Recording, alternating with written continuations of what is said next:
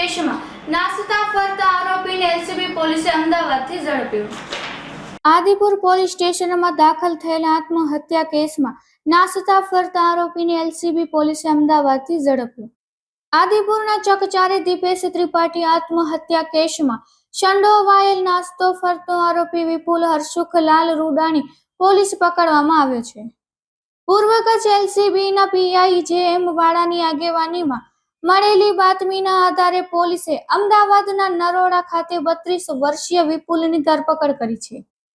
આ કેસમાં આરોપી વિરુદ્ધ આત્મહત્યાની દુષ્પ્રેરણા, ધાક ધમકી અને ગુજરાત નાણાધીર ધારાધિનિયમની કલમો હેઠળ ગુનો નોંધાયેલો હતો।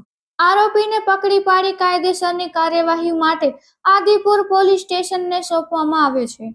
આ કામગીરી એલસીબી પીઆઈ જે.એમ. વાળા, પીએસઆઈ ડીજી પટેલ તથા એલસીબી સ્ટાફ દ્વારા કરવામાં આવેલ છે।